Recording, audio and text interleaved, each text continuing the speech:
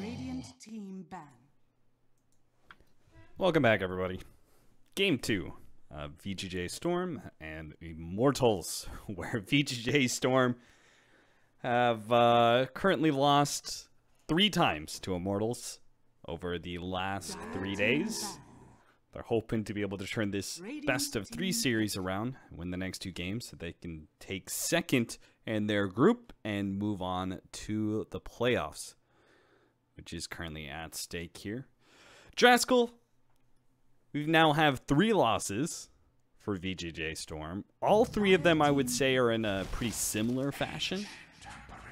At least 2 of them were pretty much where we saw VGJ.Storm kind of taking over the game around 20-25 minutes, and then Immortals just found a way. And I feel like this is signatures for Immortals. They found a way to team fight correctly. Yeah, the first couple of fights for Immortals seemed pretty tough, because the 10 and the 9-second BKB on the Sven didn't necessarily result in that much. In between that time, VGJ also got Roshan. So that's why I was kind of thinking in the last game, it was troublesome for Immortals, because those are like the most important BKB charges for the hero. But later the game goes, QO changes of his playstyle. He stops being the one who goes in first, and then allows, the one time VGJ initiated on Forev, who was on the Veno, and they were able to win that fight. And then based off of that and the engagement afterwards and no buybacks on the side of VGJ.Storm, they just get a double racks. And I mean, that's kind of what happens when you play a Sven and you're at this like mid-game timing where people might not be saving for buybacks yet, but they just punish them super, super hard. And the point that you brought up as well, and Ritsu just not really being a huge factor, is I don't really necessarily think it was his fault. I just think it was the draft and how hard his hero was to play against it. So we'll see if they give him something that he can do more on this game. Yeah, Lycan definitely doesn't seem like one of those guaranteed impact kind of cores anymore. Like, I feel like whenever I see a Sven or a Juggernaut or a Lifestealer, like I feel like I always see impact out of those heroes, out of those cores, no matter almost what they're up against. They're always going to be able to do something for their team, win or lose. But Lycan, that game definitely felt like he just really wasn't doing much for the team at all. And now I'm already going into this game too a little bit concerned that VGJ is going to get shut out again, because they're dealing with an opening from Immortals that feels pretty scary. A Spirit Breaker and a Jakiro. Yeah, we saw the 4F Jakiro the other day. I believe it was Tuesday, when his teams played each other last, and it owned. Like, he got level 25 at a pretty good timing. I want to say it was before 40 minutes, and he was just ice pathing multiple heroes. We saw like the 3-man charge into ice path, and it did not end well for VGJ.Storm. I believe that was the game where they were ahead by like 15k, and you and I both kind of figured that they would eventually just high ground and win the game. But on top of some immaculate base defense coming out of Immortals, they managed to delay it long enough to win. So I think a lot of teams actually saw that game, or maybe had the idea of offlane Jakiro as well, because I've been seeing it in other tournaments too, not just this one. Yeah, we even had, wasn't game 2, they also picked Jakiro, but then they ran, like, Dubu on it. They ran a support Jakiro rather than the offlane that Forev was playing. Yeah, I want to say they did, actually. Yeah. So it definitely feels like a pretty good hero.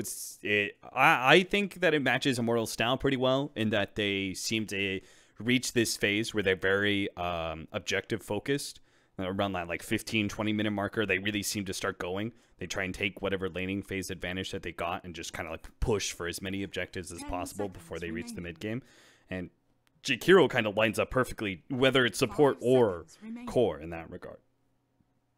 Yeah, just don't go like too overboard with the push part, because that game where MP was playing Death Prophet, they did ultimately win, but they kind of spread their cards too thin, I guess. They tried to go from like one lane to another. They popped Exism in one lane. Another hero was like bottom lane pushing, and that's when VGJ started to mount some kind of a comeback. So maybe their weakness as a team for Immortals is trying to be too efficient, because sometimes you can try to get so much out of the map that you just die in some part, and then you give up something else bigger than what you even wanted to get in the first place. I feel like they've definitely fallen victim to that in the past. I kind of wonder what Immortals talks about, because for me, like, the way I imagine it, the way they seem to do things in their games it seems to be all about the team fights. You know, like how you get into those lulls, like after a team fight, you either win or lose, and you have to figure out what to do afterwards. And like it's usually some sort of combination of going for objectives or split pushing and finding farm in various areas. And normally people seem to like have their kind of own thing that they're doing in that regard, and everyone just kind of like focuses on that. But it feels like when I'm watching Immortals, it's like they lose a fight, and then for like I just imagine their team chat the whole entire time is about how the next fight should go, so they should win it. Because I've seen this over and over from these guys. They'll lose the first 2 fights, and then they'll win the next 3, 4, 5, 6 different fights because of the fact that they figured out the way it needs to go for them to win. I definitely agree with that sentiment, given how the last game went. They were kind of getting pushed around in fights for quite a while. And sure, they never accrued much of a lead on the side of VGJ.Storm, but they felt like they were in control. And then Immortals had like 1 or 2 fights where QO spots out the Shaker. One where they were by Roshan, killed like 2 heroes instantaneously.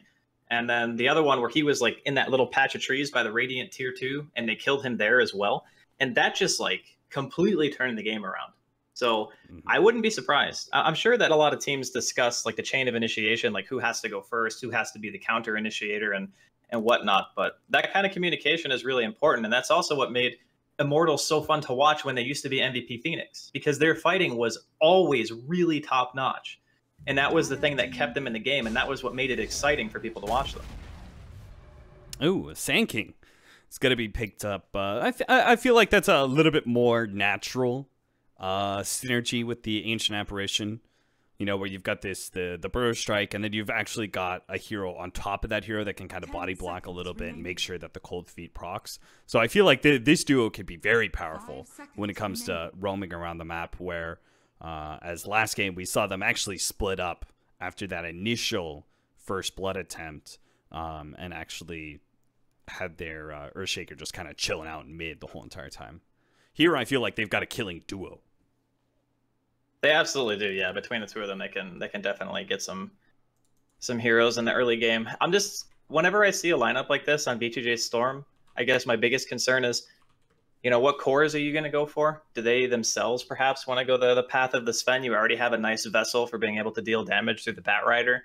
I'm sure it's a hero that Ritsu plays. And then you also go back to ideas like Anti-Mage, because if you look at Immortals right now, Anti-Mage kind of destroys all 3 of those, except for maybe the SP during the early game, but we've seen Ritsu, and I think it's one of his most played heroes on top of that. But what if they just get like Sven for Immortals right now? I mean, that would definitely make it harder, no question, because then you're looking at your objectives getting pushed in before you're really ready to fight.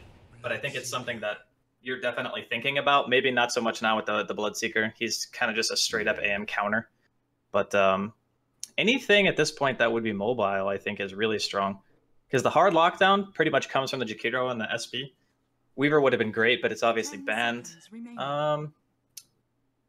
They can also go for... maybe you don't want Ursa this game. I think Ursa is really good against Bloodseeker, but I think it's really bad against heroes like Oracle until you get BKB, because you can just get disarmed, and SP as well. Yeah, you're so single target burst focused, right? That Oracle just counters you in both his ultimate and his disarm. Yeah.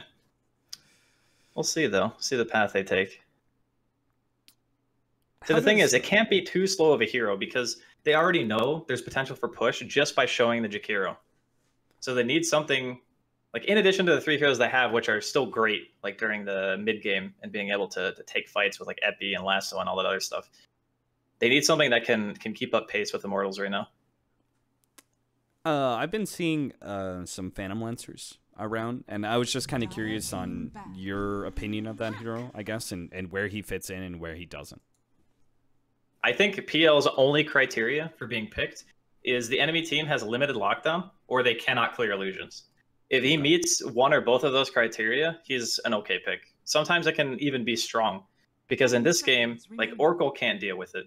You can dispel pretty much everything Jakiro does minus the Ice Path, and you can just disjoint Spirit Breaker's abilities. Like, how is he going to kill a Phantom Lancer? They have absolutely no wave clear.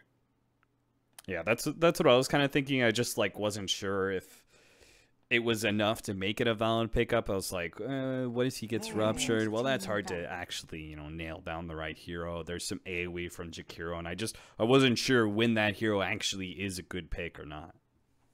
I think it's pretty good, honestly. Okay. I think in this type of game, sure, if you get ruptured, it's going to be a pain. And you don't necessarily have a save, but your hero is so elusive that most of the time when you get ruptured, it's going to be like through a smoke, or you're going to be getting caught in a situation where you might have like overstepped. In a straight up team fight, it's pretty hard to rupture that hero. What other heroes do you have in mind for VGJ.Storm, especially since they've picked up their puck? It does seem like pretty hard carry. I've seen some Spectres around NA a little bit lately. Spectre is quite slow though. Yeah. And they would get bullied in lane really hard. I think if they made it past the laning phase, it would be good. But it's really hard to get out of that like first 15 minutes without losing something when you have a Spectre. Yeah, although I guess with Chilling Touch, maybe that's enough. I guess they do have to worry about Spirit Breaker Jakiro as a potential duo at top lane. That's a very harassment focused, a lot of pressure on the laning phase. Let's see what the last pick is. A Wraith King! What? Alrighty. Not expected at all. Is this just... Okay. All right. I mean, I guess the idea is that if Immortals wanted to counterpick this thing, it would make their lanes a lot worse. Like, if they wanted to go the path of AM and just send the Bloodseeker mid, I don't know. I don't know what they're going to do. Okay, they do. All right. I don't think mid Bloodseeker does bad versus Puck necessarily. Oh, no. Yeah. Not at all. I think the concern is that what happens if VGJ.Storm just walk bottom with a Chilling Touch and 2 stuns? What do you lane? Yeah. I do think AM he has like the eventuality of winning the game here. But it depends on how much pressure VGJ.Storm can apply. You know, if the Wraith King is really far ahead, it can actually be really tough for Anti-Mage to get in and actually hit him because of how much damage he deals. He does have that crit built in. And if he has like Armlet Deso or something, and you only have like Battle Fury and Ayasha, you can run into some problems. So we'll see how they play it out. I don't know about you, but seeing these lineups, I'm more concerned for VGJ in this game simply because I know that Immortals will eventually win the game, right? If it draws out, it'll eventually win the game, and that sort of knowledge means you just have to be pretty precise in your team fights, and when you go high ground, and we've already seen that VGJ.Storm, that has been a bit of a weakness for them. That's how they lost their very first game against Immortals, was throwing by repeatedly trying to go high ground and losing team fight after team fight as a result. And that impetus is definitely going to be on them here as well, that they do have to take control of the map, they do have to control the game, they do have to end it before the Anti-Mage gets too big. I agree with the sentiment of them always kind of falling victim to the same thing. But in another way, you could see it as if they enjoy this style, the very mid-game focus, if we play perfectly, we can end the game. You know, eventually, what happens if they perfect their style? Then it's like you just lose the game before the AM can do anything. So I think in their own minds, the way they like to play is, we're playing as if we are going to make the right moves. And I think as a Dota player and as a team in general, you kind of have to believe in yourself, right? Yeah. You have to believe that you're going to make the right choices. So I can't fault them for drafting this way, because the philosophy to me makes sense. It's just about execution. The mind games over the wards. Now, Febi's gotten himself, well, to start, an early bash, and Orb of Venom hits on Francis, but a nice aggressive cliff ward up. We'll see how long that actually stays up. Meanwhile, the 5 positions ended up running into each other. Neither one got a chance to really lay down a good ward. We just have this Ancient Apparition, Stand King, lay down a very defensive cliff ward here. Both teams, you think VGJ wants to be able to run that aggro tri-lane into the Anti-Mage, right? I would expect something like that. Because I don't think in the land of the AM free farming and the Wraith King free farming, the AM team probably feels better about that. Okay, what about mid Anti-Mage then? What do you do about that? You can still dual lane it, I think. You could put like Sand King Puck there and just have the Wraith King and the AA go to another lane, or any combination. Wow, that is a very dead Febby. Rip. He got the bounty though. He did. He must have that like auto clicker thing and Dota options on. Yeah. Well, Ritz will be feeling pretty good about himself. It's always nice when you like get that first blood and you're like, oh, that's Boots. And he kind of needs the extra whatever. I don't know if it's movement speed or extra regen or what he needs, but because he's going to be facing up against a Jakiro to start things off. They are going to have the Bloodseeker mid.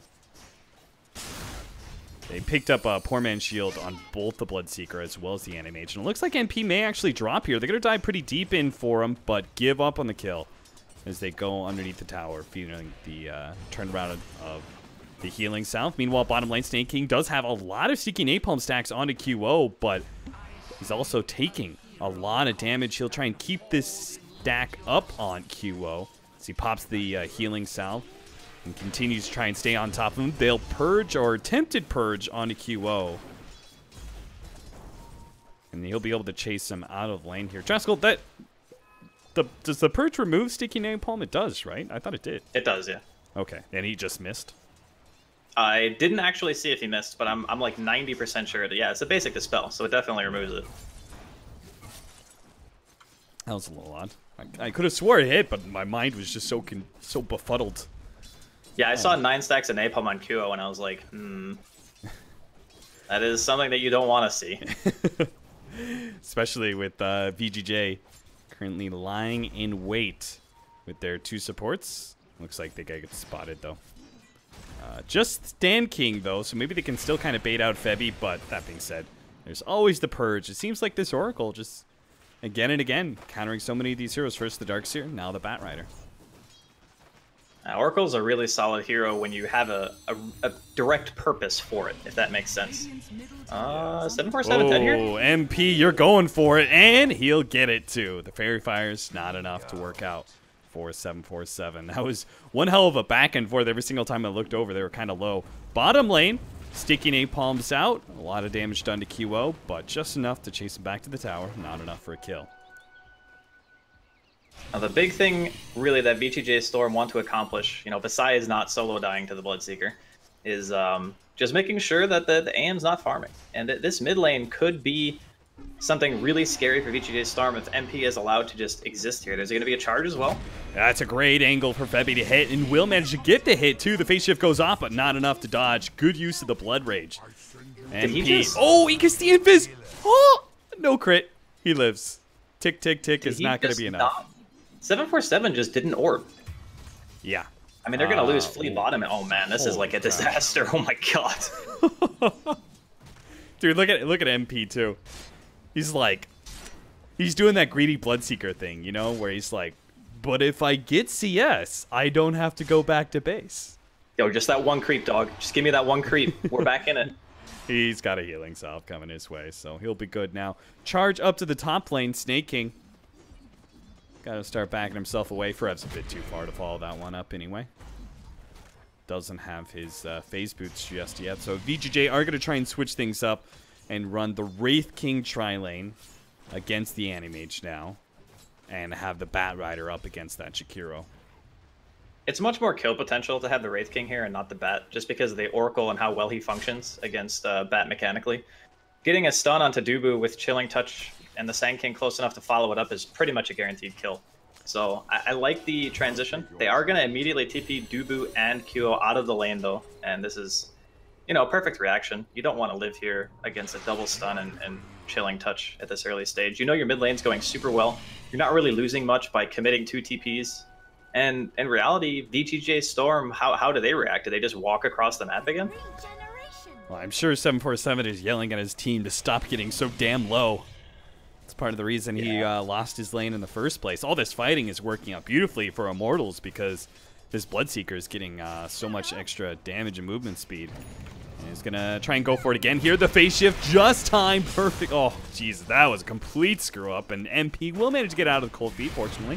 Febby keeps on fighting, though. All these low heroes, but MP is going to have to back himself away. Febby on full committal here, tries to go for it, and does manage to snag the kill on the Stand King ever so barely. At the top lane, QO is going to get purged up here, removing some of those sticky napalm stacks and removing all of Snake King's mana. So he's going to be shoved down a lane once again, and Ritsu come back to try and lane against the Animage once again. This lane is, like, CS-wise, It's pretty close for the mid, but MP's already 6. He's like a full level ahead of 747 at this point. The hard thing for VGJ.Storm is like they have to lane it. Look at Immortals are just dodging. They're like, no, we're not going to give you the opportunity to get that double stun lane against my anti-mage. We will spend the money to TP across the map every single time because the emphasis is on VGJ.Storm getting something during the lanes. Another charge into the mid lane. All these rotations are working out better and better for Febby, as he is going to be able to get the bash to finish on 747, even if he did jump to the orb. Sure, he still would have been run down by the Bloodseeker. Every single time they move around the map, it's like, well, Febby's just got free reign to move around the map anytime he wants to with his charge, so. They're exploiting a big weakness, Immortals, on the side of VGJ.Storm. That is, the Sand King and the AA kind of have to be together in order to be a threat.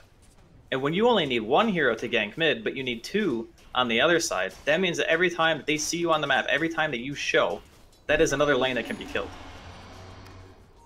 Charge in. Again, loving that angle from Febby. It's going to help NP get away from the gank of the 2 supports. They're going to leave Ritsu at top. He's going to do a bit of jungling. Looks like he's almost finished up his level 6, so they're like, fine, fine. We will do this lane against the Jakiro. We'll accept it. We won't like it, but you're very rapidly running out of options. You can't just keep chasing Immortals around. So it looks like they're going to try and put an emphasis on actually winning, or at least making sure that 747 doesn't keep dying in the mid lane against Bloodseeker. Yeah, I mean, I think what you would... Okay, Febby just finding Stan here. Free kills. Cold Feet is going to lock him in. Stan King's going to go for the TP during that small little window of time, and not enough for Febby to be able to get another attack off. So still a TP forced and really not much used by Febby whatsoever. He's actually already got himself an urn. He's still got 4 magic stick charges and a tango, so he can continue to chill out around the map and stay an active presence, whereas these supports are only finding like an opportunity every minute or so to kind of show some sort of effectiveness, and then they're kind of lost. Yeah, it's really a struggle for, I think, Francis and Stan to find. Pulling forward, snaking, in a bit of trouble here, but oh, it was actually just enough for Dubu to finish him off.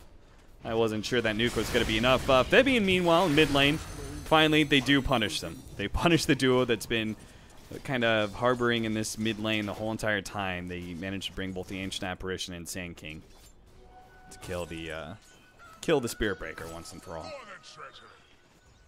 They haven't really done much to impede the farm of the AM, the Jakiro, or the Bloodseeker. I guess, you know, QO is the lowest CS of the 3 cores on his team, but he's only behind by a handful. And he's also been involved in 2 kills, so I think that in regards to the early game, VGJ really haven't been able to establish much of a presence. Getting kills is one thing, but this is one of those games where you do kind of have a point in which your heroes will just not really work against the anti-mage. Radiant's bottom tower is under attack. Net worth is looking pretty grim. You look at that top 3, it's all the cores of Immortals, and then you've got 2 of the cores of VGJ, and then the Spirit Breaker sitting just below all of them. They did manage to finish off Ritsu's reincarnation there. Kill the Ancient Apparition. Looks like they're going to look to kill Ritsu again. Forev dealing out a lot of damage with that Blood Rage. Look at that damage over time. It brings him low enough for MP to be able to chase him down. The charge actually didn't transfer over to Ritsu, but that's okay. It looks like it's going to be fine.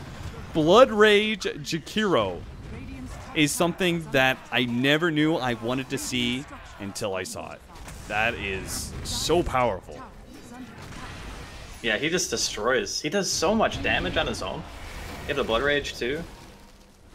Alright, Cold Feet onto the Spirit Breaker, which means Forev is going to be free to just TP out. Over to bottom, where 747 does spot Dubu here. He's going to try and go for the coil. Uh-oh! He needs to actually right-click Dubu, but he's going to be full commitment here against QO. Now has 0 mana to work with, and QO can chase him down at his leisure, basically. He's going to have to juke and jive his way through the trees, stand 1 step ahead of QO's blinks. Flea is here, and he does have the stacks to be able to throw out a stun underneath the tower if necessary. Tries to go for the stun on the Febby. Oh no, that didn't actually work out, but 747 still managed to make it away. And Febby, he's actually getting a little bit low underneath this tower. 747 has 1 last hit that's left. Blink over, phase shift a little bit more. Here comes the stun. They've juked him. 747 does have the charge finally coming at him. He couldn't stop that one, but the damage is done. He dodged that enough that it looks like they might be able to get 2 kills, though Febby is dwindling on just a sliver of HP but gets the heal from Dubu, and now VGJ actually are the ones who have to give up on the kill. Febby's going to man up with only 150 HP, but that's enough for him as he's got to back up the rest of his team. MP is going to come in with Rupture. Febby goes in with now a fresh ultimate after he's picked up level 6 on his Stand King, just hoping and praying for 1 bash. That's all he really needs. Doesn't get it in any of the hits, and earned charge. No, he's going to get the shrine first. And Febby will stay just ahead of the stun from Ritsu. Or maybe not. They do manage to get the coil onto both of the supports here, so maybe they can finally bring down Febby. TP out. Ritsu's there with the stun, though.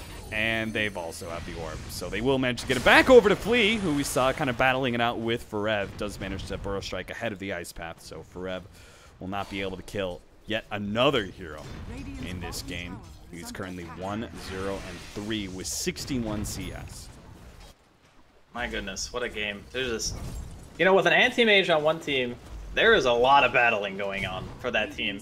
Yeah. And this is the kind of anti-mage game I want to play. You know, I want my teammates in there. Again, 747 just keeps on doing it. He keeps on baiting these guys into towers and managing to pick up critical kills for the team, and it's definitely needed. Forev is actually going to be caught here in the bottom lane, but Dubu, actually Dubu is not level 6, so he's not going to be able to save Forev from these disables. But it seems like, I don't know what TP that was. I think it was canceled. Maybe it was snaking up here at the top lane. Going to be chased down by both QO and Febby. God, it is non-stop. Both teams just, they are scrapping it out this game. I mean, the bottom tier 2 is going to fall in favor of Immortals, so you got to look to that with the team as an anti-mage and say, we're feeling pretty good about this. If you have that team and you're getting kills like that, you're going to find Ritsu. Has his ultimate here. They're doing this right next to a shrine, too. I can't believe that they're ballsy enough to go for potential kills. Maybe they didn't really mean to stumble onto him, as they're going to lose not 1, but 2 heroes potentially, or not. They have to give up on Fred. The charge is coming in. NP is coming in hot as well, but he's been coiled up. Now the bounce back from Febby, still going for Flea, but it's MP who's in serious trouble, going to be stunned up. Oh, just outside of the range of the cold feet, but that's okay. They'll still manage to get the final right clicks to finish him off, and Immortals will back themselves away. Maybe a bit too aggressive this time, but still, you can say it's buying space for QO this whole entire time. Yeah, my god. I have never seen a team so adamant about fighting under a shrine that is active. That was... Woo, feels like patch day to me, you know what I mean? First time you play with those, you're like, wait a minute, why are we here? You know, it was once upon a time looking really good for Immortals in their dominance of the net worth chart. But now, 747 is actually top of the net worth. He's going to have his Blink Dagger pretty soon.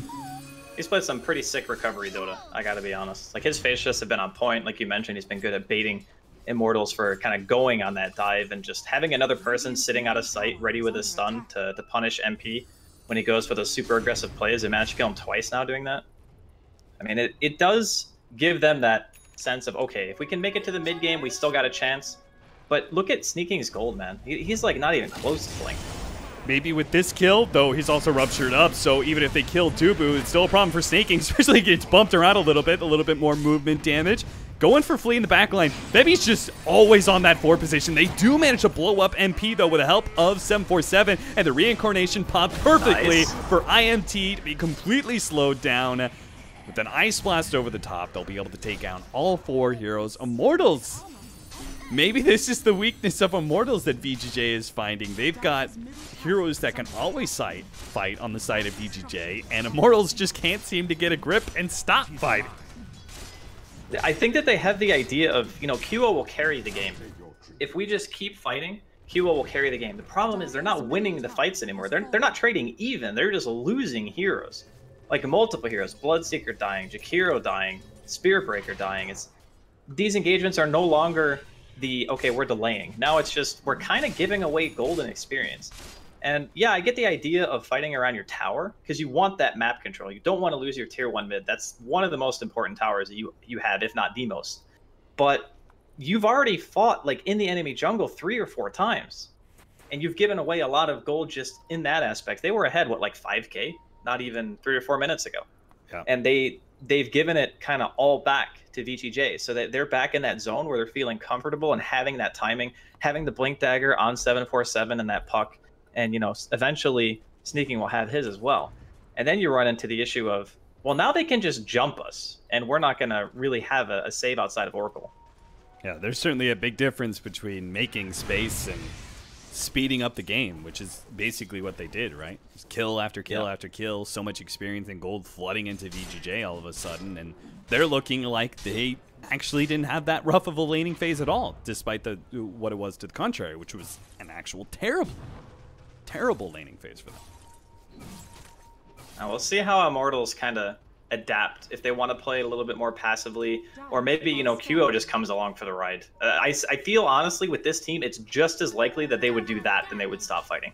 Yeah. Brev is going to be picked up here. They're going to throw out the epicenter, ice blast, the whole shebang to bring down that one hero. But Francis is going to be caught by the rupture, and they also had the charge on him, so no opportunity for a TP out. But then again, Frev's also pushing out that top lane.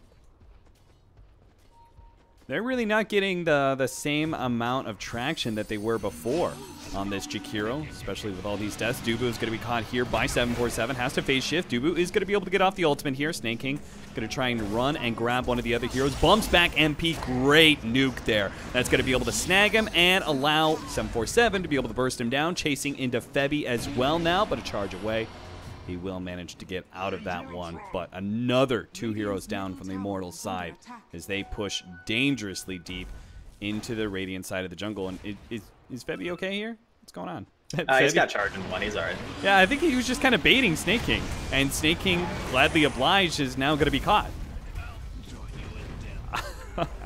I don't know exactly what Snake King thought was going to happen and how he was going to magically burst down that Spirit Breaker, but he ends up getting caught by the TP rotation from Forev. Maybe he thought that Flame Break still interrupted abilities. I don't know. But it doesn't, like... Wait, does it stop charge now? It stopped charge. I can't even remember. It's like... Okay, so he could have potentially killed him, but he had like 15 wand charges. That was like that was a tall order. Yeah. Alright, so... real quick checkup on our Animage, since we're going to have a few moments of peace. A little bit of a ceasefire here. We've got a Battle Fury, Treads, working towards that Yasha. So everyone that's thinking, but they're just creating space for the Animage, you are right. We're going to have that Manta coming up pretty soon. Once we have the Manta, especially as you were kind of talking about, it's Immortals after all. They're probably still going to fight. I bet that's when they really start bringing Kilo to these team fights. Big. But... he may not be able to get to that Manta as quick as he thought, but Dubu's here. Oh no, the silence! And he doesn't have his ultimate either. They're going to burn Q out pretty quickly, and Snake King's going to look for more 747. He's going to be able to get a little bit more damage. Oh no, Febby actually bumped up onto the cliff. Now Snake King's going to drop pretty low, and he'll die from the silence there, but they've already caught Dubu, and Febby's stuck on the cliff. He does have a charge coming up in a second. Maybe VGJ is going into a trap of their own making surrounding Febby like that. Finally, he does come down to cliff, and they're going to be able to burst him down. Oh, Jesus, Forev. Blood raged up by MP. It looked so good earlier when Jakiro wasn't dealing with a Wraith King in his face, but now that Ritsu can deal out a hefty amount of physical damage, that Blood Rage actually made Jakiro so much squishier. Yeah, the Echo Saber too, in conjunction with the Chilling Touch, it's an insane amount of burst, especially if you get that crit. You're taking out pretty much anybody with that kind of burst damage. Oh, that was a very... That's what that was. Because it wasn't a crit, right? It was just extra Chilling Touch damage. Yeah. But I just mean, like, if he gets the crit too, then my lord, that hero is going to explode. Yeah. Another well, the game is definitely stressful now for Immortals. And VGJ, they show no intention of backing down.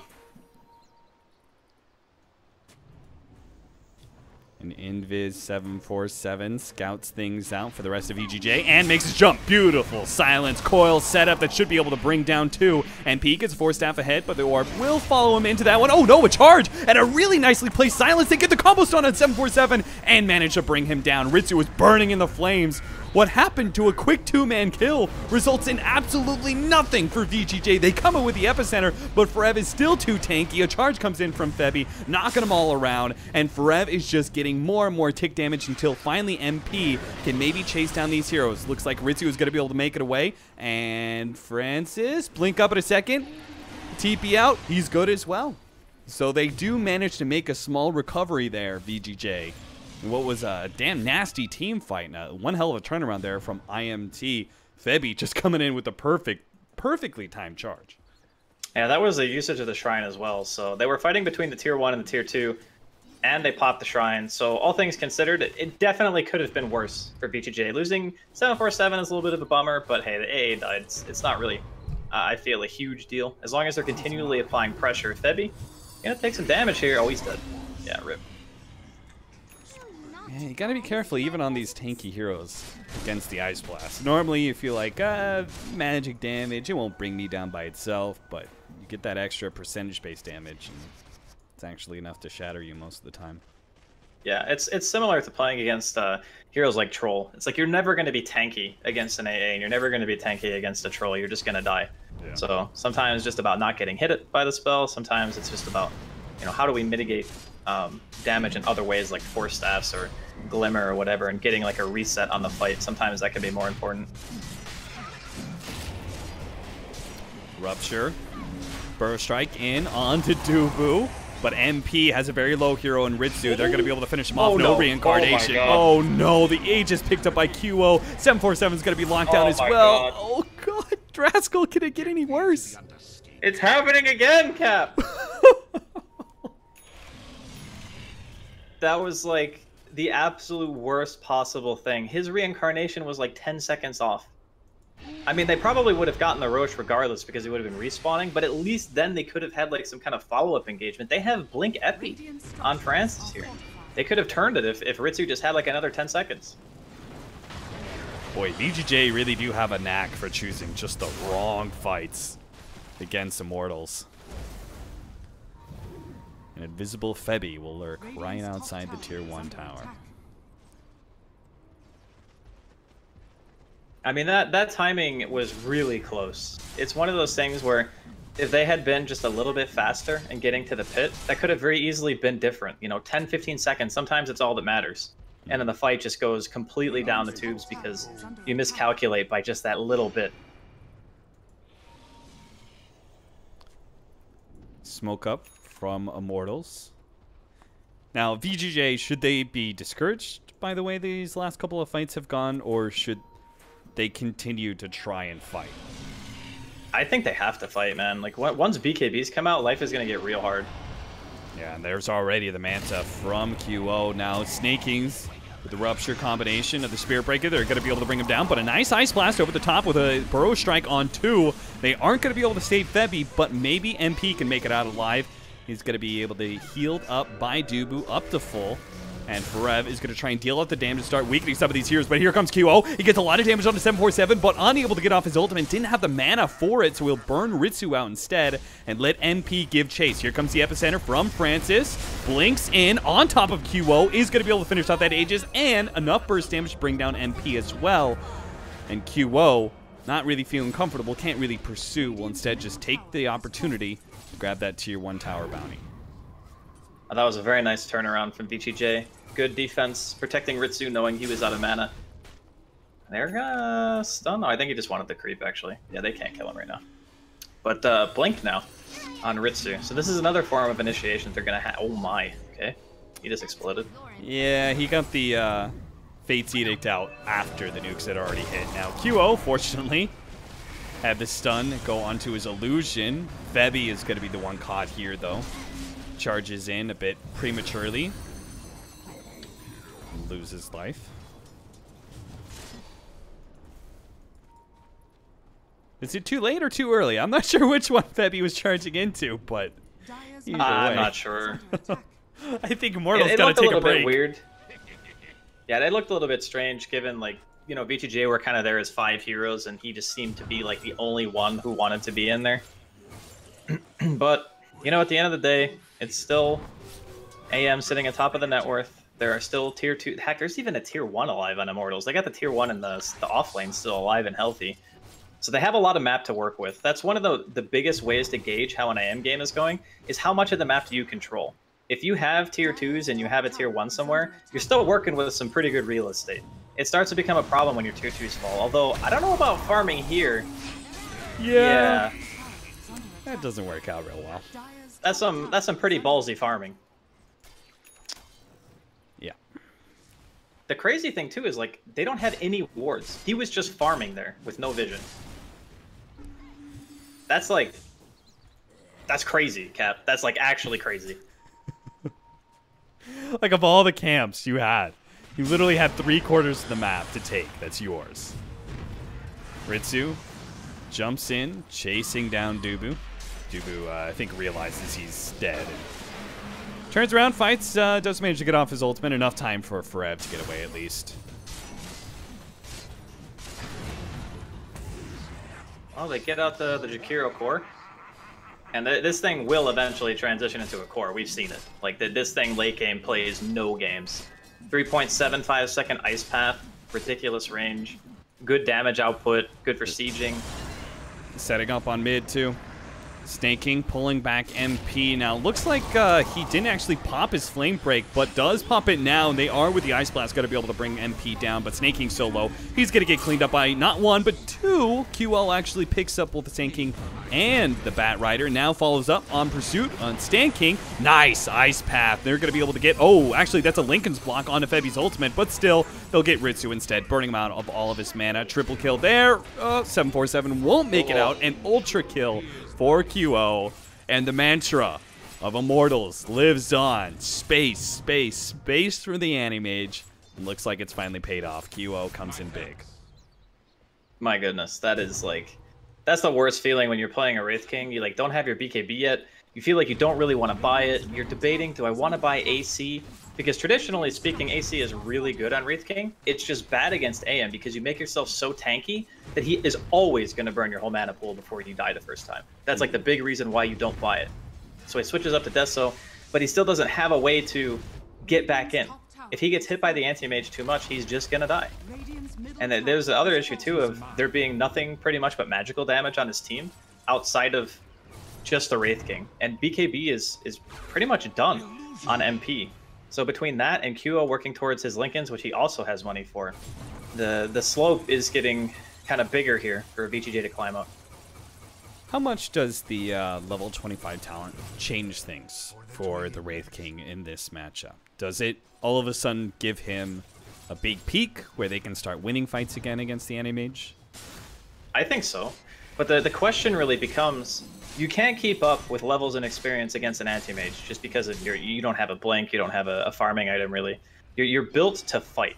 So if you're not winning fights, you're not getting EXP as fast as he is. And if they end the game at like 35, 40 minutes, there's a chance that Ritsu doesn't even get there. That's like my biggest argument against this whole no reincarnation mana cost level 25. If you get it, sure, it's great. But if you're that farmed and that far ahead, there's a chance that you were winning anyway.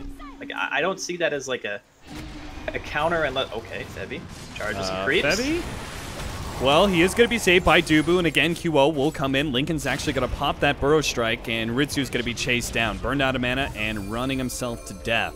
Immortals give chase. Looking for that next hero, 747, gets himself into the trees, where QO is unlikely to spot him out.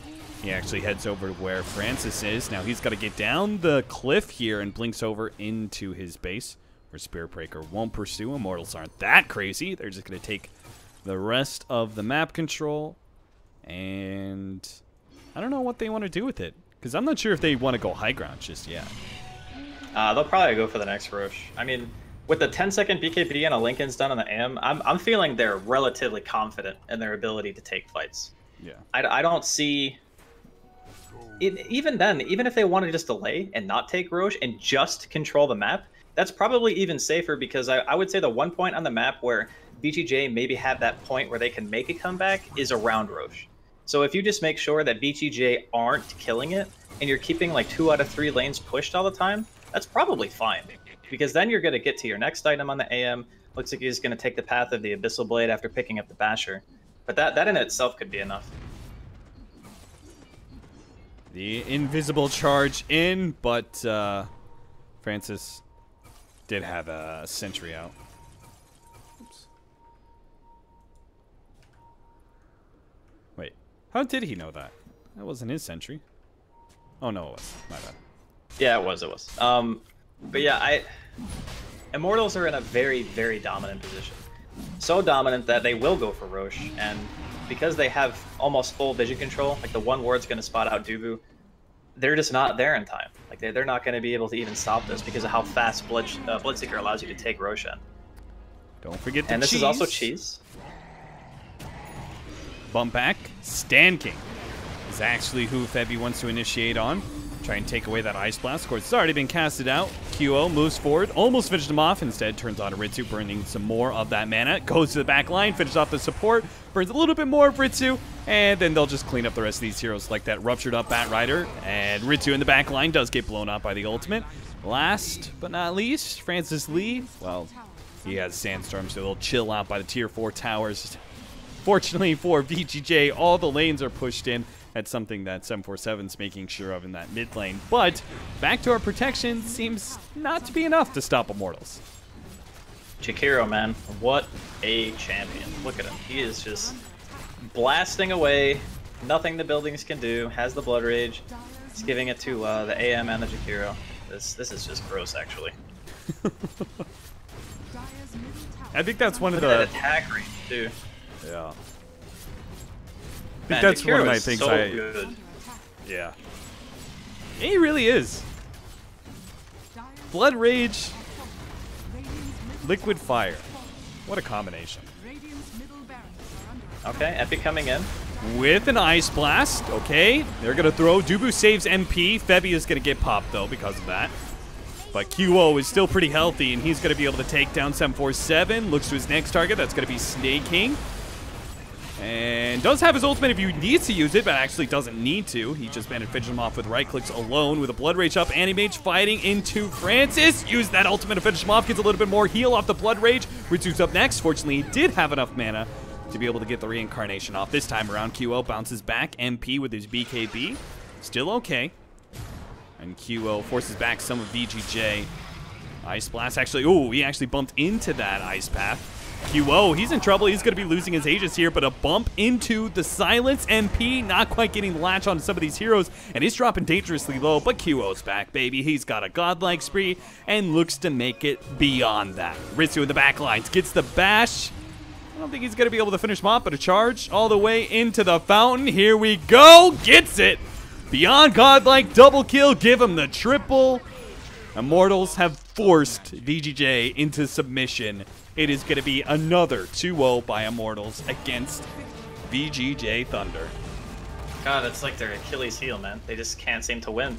They always have these like really back and forth fight style games between the 4 that we've casted together, and every single time Immortals just seems to get the edge. Now this time around that was a bit different, at least in the second game, because we did kind of figure the AM would eventually get out of control. It's just how the game kind of played out. VGJ were outnumbering Immortals at a lot of the team fights during the mid game after, you know, their laning phase was pretty bad, which I think was the right thing to do. When you have the Sand King AA support, you need to be together. You need to be trying to do stuff and influence the map in some way. And then eventually, like 1 or 2 team fights and the AM just is not killable anymore. I think that's the way that Immortals play the game. They know when they have the late game lead, so they're never afraid to kind of just throw bodies. They just go into the woods, fight on the shrine, fight, you know, wherever. Keep people away from QO until he has Battle Fury Manta. Because as soon as that happens, the game just becomes infinitely harder. Like Ritsu never even finished a 3rd actual item. He had like the Blink, the Armlet, Echo Saber, which if you combine the 2, that's like 1 item, and then he didn't even get to his Deso, and the game was just over. Yeah. That leaves Immortals heading into the playoffs, and VGJ.Storm are out of the PGL North American closed qualifiers. I believe that puts Immortals now against Digital Chaos in the top half of the playoffs. And we will have the matchup between Dire and Iceberg, which is currently going on.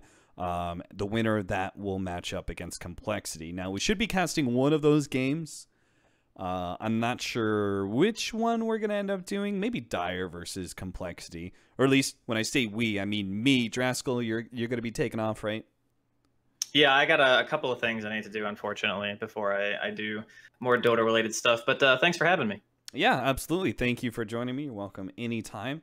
And I believe I'm going to be grabbing Eosin for this, what should be the final series of the night. But again, they said there's a possibility that they could do more of the playoffs tonight. It all based on schedules and stuff. So stick around. I'll let you guys know when I know. Otherwise, yeah, just chill out.